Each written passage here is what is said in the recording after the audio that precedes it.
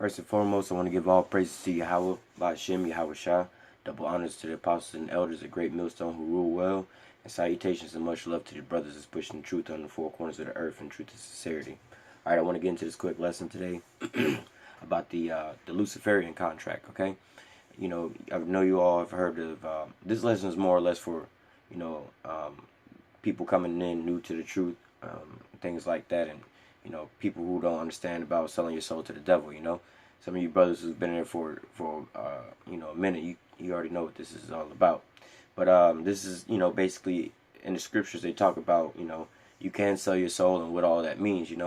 And you know when you sell your soul, it's not necessarily saying you're gonna take your soul out of your body and give it to somebody else. The Most High gave Israel law, statutes, and commandments. Okay, and basically to translate that into a worldly term, if you was trying to explain it to somebody in the world, to make it make sense to them, it's like, basically he gave us morals and standards. He gave us a code, a ethical code to live by. So we're not sleeping with our mama, we're not sleeping with dogs. We're not doing no crazy shit like that. Um, and so basically another way of saying selling your soul is like, what would you do? What kind of standards would you go against your own to do something else? Some people, I hear this all the time in my job. They always like, oh, you want overtime, you want this, you want that, blah, blah, blah. I think about it, early off, I was like, man, let's get overtime, let's get some money, this, and that. But at the end of the day, I'm looking back and I'm like, man, you know what? I got a little bit of money in my pocket, but what did I sacrifice for that money, And I think about, I sacrificed time, with, at work, time away from, like, let's say your family and things you love and stuff like that. And more importantly, the truth. Some brothers might be, not forcibly, but they choose to get extra money, so they might just want to work all the time. But then they're cutting off time that they get in the scripture. And that's one of the things you don't want to do. Like, what I was putting in more work for Esau than the Lord at the end of the day. That's a bad thing. You sold your soul for that. Or some of these celebrities getting rich and famous. They're like, I'm super rich. A lot of them, the majority of all entertainers, especially if you're in the music industry and stuff like that, or the film industry, they got this thing called a casting couch, and for Israelites, just think about that.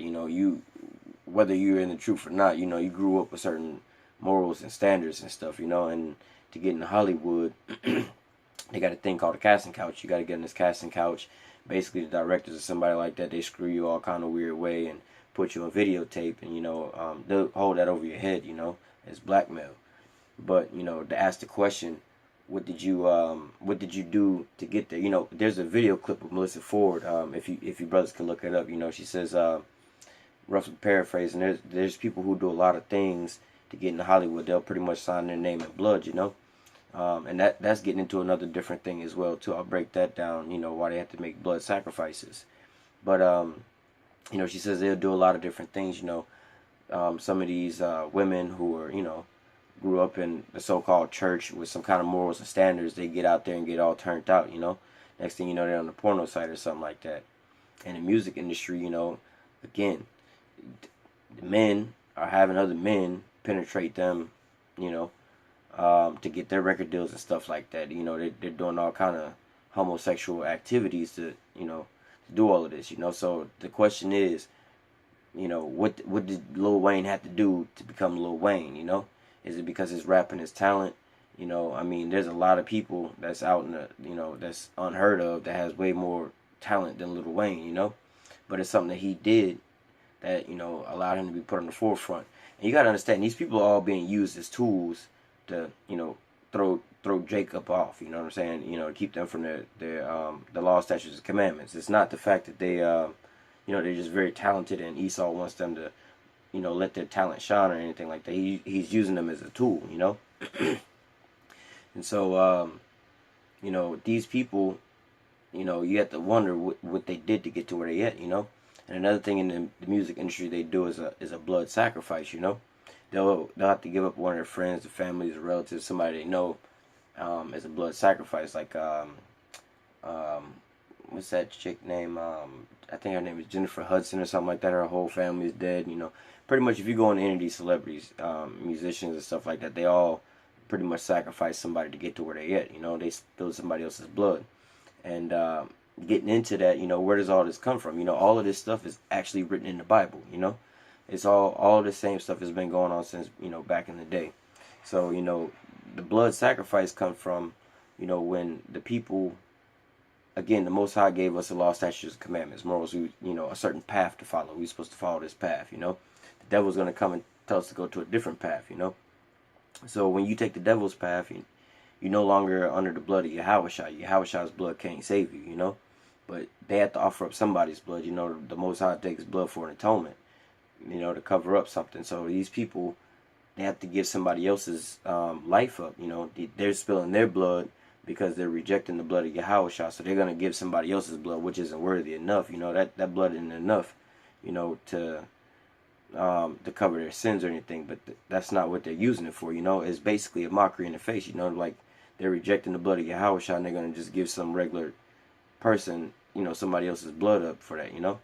So that's where that comes from. But I'm going to jump into the scripture to show you that the Luciferian contract, it's still right here in the Bible, you know. This is where it came from, you know. It's still here to this day. And, you know, through different, you know, words nowadays, you know, they translate it into different words nowadays, but it's pretty much the same thing. At the end of the day, you know, how far are you willing to go off from what the Most High said to get rich, you know? And the devil comes when you down on the bottom half, you know what I'm saying? You trying to get on the ups. So I'm going to read this here in Matthew chapter 4. You know, even the devil came to Yahushua and tempted him with the Luciferian contract, you know? And it's the same exact contract that they have today, okay?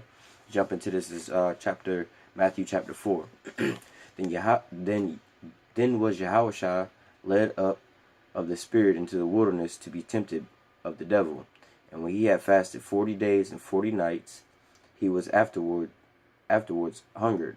So he was hungry after he fasted 40 days and 40 nights. Okay, first sign of, not to say that Yahushua was weak or anything like that, but, you know, this is going to be coming times when you at the bottom of the barrel, you know.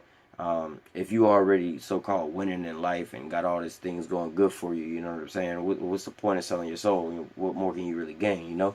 The devil's coming to you when you down on bended knees. So Yahushua here had just fasted 40 days. So, you know, he perceived that, you know, he's hungry, he's weak. Let me see what I can do with him, you know.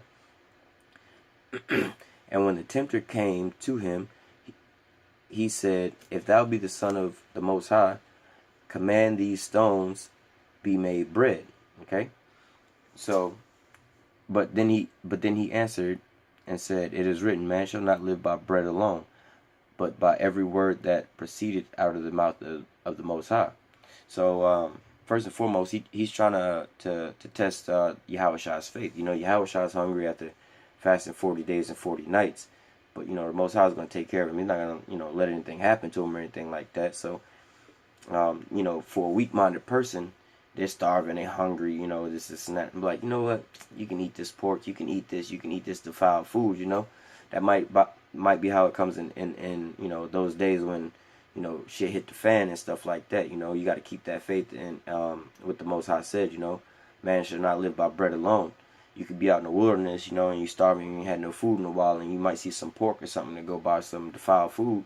You know, you got to have faith to just let that go and just depend on the word of the Most High, you know, that he'll feed you, you know. Verse 5, then the devil taketh him up into the holy city and setteth him on a pinnacle of a temple. Then he said unto him, if thou be the Son of God, the Son of the Most High, cast thyself down, for it is written, he shall give his angels charge concerning thee, and in their hands they shall bear thee up, lest at any time thou dash thy foot against a stone. Yahushua said unto him, it is written again, thou shalt not tempt the Lord thy God. Okay? So again here, you know, he's telling him, you know, basically, he took him up to a high place and told him, you know, go ahead and try your luck. Jump off, you know what I'm saying? The Most High got you, right? You believe in him, go ahead and do that. But at this, you know, you're not supposed, if the Most High say, you know, you're going to be all right, you know, he going to protect you from this or that, you know, don't go poking at the dog, you know. If somebody got a dog inside a cage, basically, you know, They tell you, look, the dog in the cage, dog bite, stay away from the dog. And you over there poking at the dog, poking at the dog, poking at the dog, and you get bit. Like, see, now you tempted the dog, you know? Don't go try to push up on certain things when you know you're not supposed to be doing it. Basically, don't be playing with fire, you know? It says, verse 8, and again the devil taketh him up into an exceedingly high mountain, and showeth him all the kingdoms of the world and glory of them. Now we getting into, you know, the meat of the Luciferian contract. You know, all these celebrities, basically anybody who is bowing down, worshiping the devil at this point in time, like full fledged. You know what I'm saying? They know what they're doing. You know, not the people who are just like, you know, I don't believe in any gods or anything like that. I'm just do me. You know, those people are already lost anyway. You know, they're not really, you know, in control of their power. You know, you got the right hand power, those, you know, basically the elect, you know, they're praying and prophesying, you know, of the scriptures, and they're praying to the Most High. You know, the Most High is blessing them, and he has miracles working inside of their lives. You know, he's working miracles with them. You know, they could be out there starving and stuff like that, and the Most High is feeding them every day. You know what I'm saying? They could be getting in sticky situations, and the Most High is delivering them every day. You know, that's the power of, let's say, the elect, the 144,000 and 1/3. That's their power. On the left hand side, and then you have those who are just, you know, getting through with life. You know, they have, you know, in their mind, good luck, bad luck, good days, bad days. They just, you know, going in the dark, feeling for a wall. Then you have those evil, wicked men, you know, who know flat out that they're worshiping the devil. You know, they make sacrifices, they do enchantments and stuff like that, and they're getting their power off the left hand side. Okay, so this is getting into that right now. Verse 8, and the devil taketh him into an exceedingly high mountain, and showeth him all the kingdoms of the world and the glory of them. Okay, so now, you know, this is kind of like when you see Jake, you know, they might come up growing up in the hood and poverty and stuff like that, seeing all kind of crazy stuff. And, you know, you see Jake nowadays, you know, some of them, they're like, man, what they would give up to be in a better position, you know, not to have the lights get cut off no more, not to have the rats and roaches running through your house, you know, to be able to feed their babies, to be able to stop walking or driving a busted car, to be driving something nice. You know, a lot of them want to be worshipped. So, you know, you know, you just listen to a lot of these rappers and their stories beforehand, and they're just like, man, I just wanted to get the money. I just wanted to get the money. And I'm like, man, you could have got a regular job and lived as a regular person, you know, but now you wanted to go over the top, and now you know, you over the top with sorrow, you know. Pretty much like Judas Iscariot, you know. Sold his soul for a little bit of money, but then once he got the money, he realized what he did. He had to kill himself. This is why a lot of these celebrities, you know, they always on drugs and stuff like that, and they're always depressed, you know. Like, how can you have all that money, but you be depressed all the time? They realize what they did, you know. They just sold their soul. They realize now, like, damn, look what I'm doing. You know, I'm leading all these people astray. These people are using and abusing me, and at the end of the day, most of them, they're not who they want it to be, or they're not portraying who they really are, you know. And they have to look at themselves, and, like, you know, people like, let's say Lady Gaga, as weird as Lady Gaga may seem, you know, that's not really who she want to be. You know, that's the people behind her promoting her, making her do all that. So one day she's gonna look at all the things she's doing, she's just looking at it as like, oh, this is just to act, to get this and that. But the more and more and more she's starting to realize, you know, what she's doing, she's like, oh, now we're getting a little sorrowful. Same with Eminem, you know. Eminem came out talking about a lot of so-called dark stuff, but as you see, Eminem has this, you know, this so-called drug problem and this depression and stuff like that. Is he realizing he didn't sacrifice his friend, you know, his family and all that stuff just to be like the greatest rapper? But now he don't, you know, have relationships with anybody. He's just basically alone. You know, he's getting worshipped by the people, but what good is that when you don't have your family and the things that you're really supposed to hold dear to you, you know, around you? Okay. So again, excuse me, the devil is showing him all the kingdoms of this earth. You know, he's showing him all the glory and everything, all the riches and all the things he can, you know, that basically, if you got a starving dog, you know, this is easy to give to somebody. You know, you starve a dog out for a long time, you know, and hell, you just starve a person out. You know, a person who, let's say a person is allergic to something. Let's say a person is allergic to chicken. You know. Let's say a person is allergic to chicken. You starve that person out, you know, a couple days on end, they're like, you know, starving, you know, and then, you know, you put a chicken sandwich in front of them. They might be like, you know what, I hate chicken, I'm allergic to chicken, but shit, I gotta eat, you know, and they'll eat it right on up. So the same way with this, you know, Esau's created such a condition that to put Jake in the hoods and the ghettos and stuff like that, that, you know, a lot of them are just, you know, they dying to live, basically, you know, but they're going at it with the wrong approach, you know. They don't have the patience of the saints, you know. They don't have that patience to wait to the kingdom of heaven. So they just try to run out there now and take what Esau has to give them. You know, they want to be basically worshipped in Esau's kingdom. Or another way of saying it, they want to be worshipped in the devil's kingdom, you know. They want to be set on high here in hell, you know. Back into the scriptures. Verse 8. And again the devil taketh him up into an exceeding high mountain, and showeth him all the kingdoms of the world, and the glory of them. All the riches, you know, he's showing them all the, you know, all the things that your eyes couldn't even imagine, you know. And he said unto him, all these things will I give thee, if thou wilt fall down and worship me. Okay? Same thing going on today. You know, I'll give you the fame, the fortune, covers in magazines, Grammys, awards, you know, your own book. I'll give you a star in Hollywood, all of this stuff. You know, I'll make your name go on forever. Even after death, we'll have people, you know, calling your names and chanting your names. We'll make holograms about you, and people will worship you even after death, you know. All you got to do is bow down and worship me, you know. And you know, and how is, let me read the next verse, because this is going to be the last verse. He says, then Yahushua said unto him, get thee hence, Satan, for it is written, thou shalt worship the Lord thy God, and him only shalt thou serve. Then the devil leaveth him, and behold, angels came and ministered unto him. Okay, so basically, you know, Yahushua just, you know, how does the scripture say? It says, resist the devil and he shall flee from you. You know, he basically stayed into the scriptures. You know, he knew, you know, what the scriptures entailed, and, you know, being patient, and he knew that he was going to get the kingdom in the end day, you know. But the devil is, you know, the more and more he can have people worshiping him and going off from the law, statutes, and commandments, the longer we're going to be in our captivity, you know. So, you know, what is the devil that he offers up the whole world to you, you know? Because at the end, look at all these celebrities. They give him the whole world, but at the end of the day, none of those people can maintain it. So they have to give it right back to the devil. Or they have to go right back to the devil and get another deal from him, you know?